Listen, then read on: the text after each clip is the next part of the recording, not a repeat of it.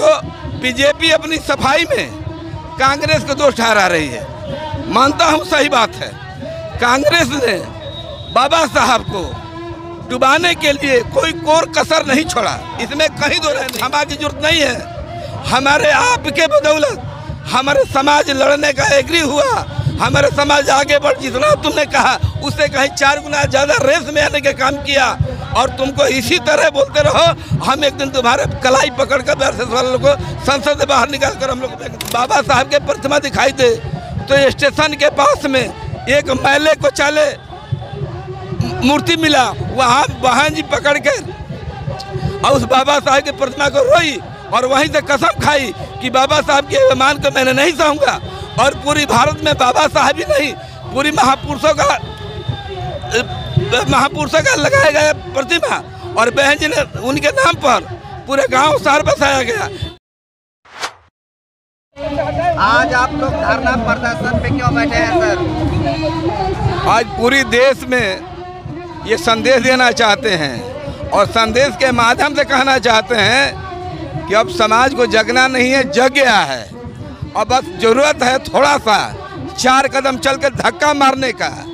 और वो धक्के मारने का तैयारी चल रही है। ये धरना नहीं है, ये विचार हो रहा है कि देश में इस तरह के समंती पैदा हो गए हैं, तो इस देश भारत को छोड़कर कैसे भागेंगे, इस पर चर्चा चल रही है।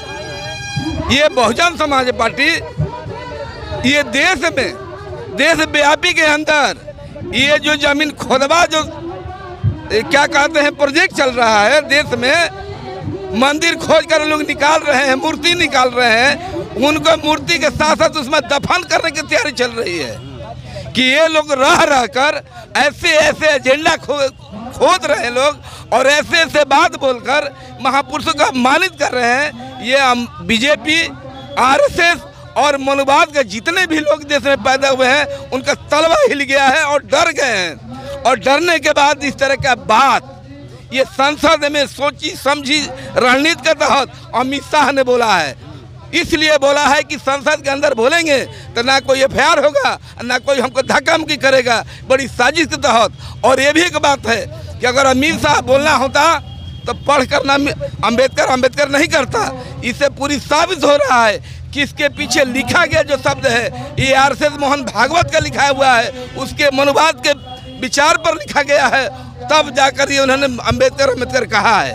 इसलिए अमित शाह को ही नहीं, पूरी आरएसएस जो है मनुवाद वाले लोग हैं वो कहीं ना कहीं अम्बेडकरवाद से कांप गए हैं, डर गए हैं कि इससे भी कहने के बाद लोग जो बहुजन में जुड़ रहे हैं वो कहीं छोड़कर फिर भगवान की आस्था में चले जाएं। तो मैं तो जोगी जी से कहना चाहता हूँ, जोगी जी बुलडोजर बाबा कहाँ बैठे, आप कहाँ नहीं चले जाते हैं? आप तो मठ में बैठने वाले हैं, मठाधीश थे, कौन सी मलाई आपको दिखाई दे दी? क्या वहाँ भगवान में कम था कि भगवान नहीं दे पाए?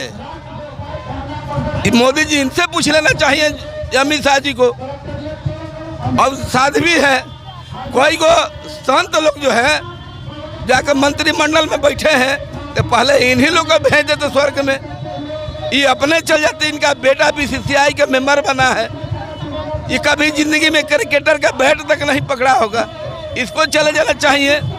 अब देखिए यहाँ सोची समझी रणनीति है, अभी डिबेट चल रहा है, कहीं भी देखिए तो बीजेपी अपनी सफाई में कांग्रेस को दोष ठहरा रही है। मानता हूँ सही बात है, कांग्रेस ने बाबा साहब को डुबाने के लिए कोई कोर कसर नहीं छोड़ा, इसमें कहीं दो राय नहीं है। कांग्रेस पार्टी ने बाबा साहब के विचार को गड्ढा खोदकर तोप दिया था, लेकिन धन है महापुरुष मानवर कांतीराम साहब ऐसा शख्स पैदा हुए और बहुजन समाज पार्टी में दलितों वर्गों को जगाकर 1984 में बहुजन समाज पार्टी का स्थापना करके बाबा साहब को गांव-गांव तो प्रेरित किए, तब जाके महात्मा गांधी का और जवाहरलाल नेहरू का नाम निमित्त हुआ। उसके बाद बीजेपी वाले कह रहे हैं तब कांग्रेस दोषी, तो तुम कौन सा हित ऐसी हो कि तुम मदद कर रहे हो? बाबा साहब हमारे महापुरुषों का सम्मान करते हो, वो आगे बेइज्जत किया, तुम पीछे से बेइज्जत कर रहे हो। लेकिन इसमें भी दो रास्ता है। माफ कब कर रहे हैं अमित शाह को आप लोग? माफ देखिए, माफी से हमारा घर नहीं बन जाएगा, माफी से हमारे महापुरुष आगे वो नहीं हो जाएंगे। हमारे महापुरुष तरे हुए हैं, महापुरुष ताकत में हैं, महापुरुष क्षमतावान हैं और हमारे लिए भगवान है। हमें क्षमा की जरूरत नहीं है। हमारे आपके बदौलत हमारे समाज लड़ने का एग्री हुआ, हमारे समाज आगे बढ़, जितना तुमने कहा उससे कहीं 4 गुना ज़्यादा रेस में आने का काम किया और तुमको इसी तरह बोलते रहो। हम एक दिन तुम्हारे कलाई पकड़कर आरएसएस वालों को संसद से बाहर निकाल कर हम लोग फेंक देंगे। हमको क्षमा की जरूरत नहीं है। अमित शाह कह रहे हैं कि कांग्रेस द्वारा ये वीडियो एडिट करके चलाया गया। मैंने ऐसा बात नहीं कहा है। अच्छा, हम लोग सबसे ज़्यादा बाबा साहब को मानते हैं। देखिए, ये बीजेपी वाले नचनिया है, नौटंकीबाज है लोग, नौटंकीबाज लोग हैं। अब संसद में जो बोल रहे हैं वो एडिट कैसे हो जाएगा? ये वो पहले वाला दिन नहीं रहा। और इसमें भी समझ, देखिए एक बात कह रहे थे ना कि ये मोदी जोगी जी बोल रहे हैं, क्या कहते हैं अमित शाह, ये शाह में क्या होता है हमारा? शाह तेली को कहते हैं। और यही मोहन ये बोले थे, ये बोले थे यही आरएसएस का नेता कि संसद में तेली तमोड़ी अगर कार्य करेगा हल चलाएगा। लोग तेली का मुंह देखना पसंद नहीं करते थे। आज इसके बदौलत संसद में बैठा, उसका बेटा बीसीआई में बैठा है और उसको शर्म लाना चाहिए। इस तरह के बाद उनको अपनी बात को वापस ले लेना चाहिए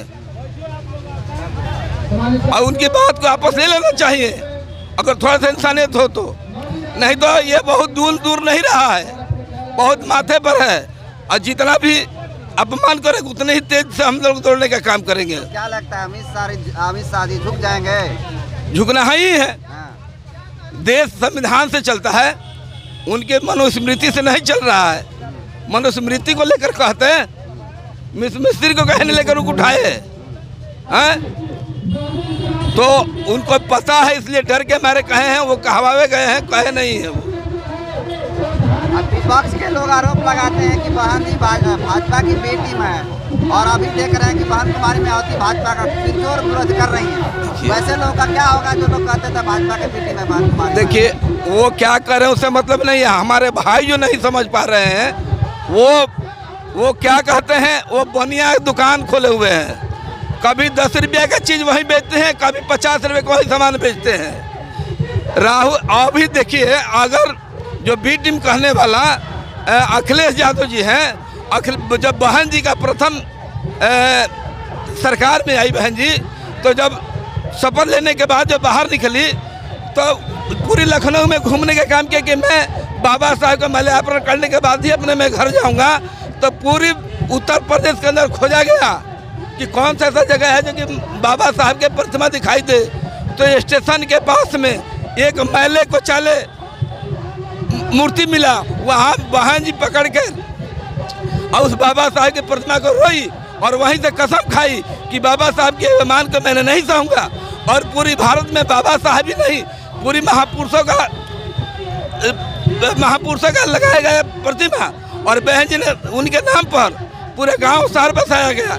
लेकिन वही जो कह रहे हैं कि बी टीम है अखिलेश यादव, अब वही बहन जी का बनाया हुआ महापुरुषों के नाम पर नगरों का वो नाम बदल कर रखे हैं। वो उनके आधा परिवार अखिलेश जी का बीजेपी में है। अगर ये बताइए कि अगर बी टीम होती तो क्या उनका एक सांसद नहीं होता? भारत में बहुजन समाज पार्टी से बड़ा पार्टी कौन है? आज वो चाहेंगे हमारी बहन जी नेता, तो जो पद चाहिए वो मिल सकता था, लेकिन हमारे पद की जरूरत नहीं है बहुजन समाज पार्टी का। बहुजन समाज पार्टी का विचार है, मानवर कांसीराम का बरत्याग है, मानवर कांसीराम साहब का खून पसीना है। उसको हम लोग चलाने के लिए पद से समझौता हम लोग नहीं करते। पार्टी हमारे नेता पद से समझौता नहीं करते। विचार को चलता रहेगा, एक दिन चलेगा तो एक दिन हम लोग मंजिल तक पहुंच जाएंगे। जब से अमित शाह बयान दिए हैं तब से देख रहे हैं प्रियंका गांधी जो है वो नीला कलर का साड़ी पहन करके अम्बेडकरवादी बनने की कोशिश कर रही हैं। देखिए, देखते हैं इनको, वो डर के मारे कि ये आश्रय बहुजन समाज पार्टी के लोग, बहुजन समाज के लोग कहीं उनसे बिखर न जाए तो अपना पीला दिखा रही हैं। ठीक ना? अगर पीला दिखाती हैं अगर, तो ये बहन जी को गठबंधन का मामला था तो काहे नहीं गठबंधन में बहन जी को ले लिया लोग? इसलिए जानता था कि बहन जी अगर गठबंधन में आ जाएगी तो प्रधानमंत्री का चेहरा होगा, और प्रधानमंत्री का चेहरा होगा तो देश में जो कांग्रेसवादियों ने और मनुवादियों ने जो दलित पिछड़ा वर्ग को सता के रखा है उसका अधिकार कोई रोक नहीं सकता था। इसलिए बहन जी को विरोध किया लोग। सामने नहीं आने दिया। आज नीला दिखा करे कि हम ही हैं। ये कांग्रेस का और बीजेपी का एक तालमेल है। एक बार वो बनेगा तो एक बार वो बनेगा, वो बनेगा तो फिर वो बनेगा। यही चाहते हैं लोग। इसीलिए डर है कि कहीं बहुजन समाज पार्टी की तख्ता न पलट जाए। कहीं हमको भी बहुजन समाज पार्टी तीसरी पार्टी, कहीं कांग्रेस पार्टी अब तीसरी पार्टी न बन जाए। इसलिए अपने चोला पहन कर लोग दिखाएंगे। लोग ये नचनिया का काम करेगा, लोग ये बरूपिया काम करेगा, लोग ये आर्टिस्ट से हीरो बनकर काम करेगा, लोग दिखाएगा। लोग क्या परिचय होगा सर? मेरा नाम सुभाष अम्बेडकर है। मैं बहुजन समाज पार्टी का प्रदेश महासचिव।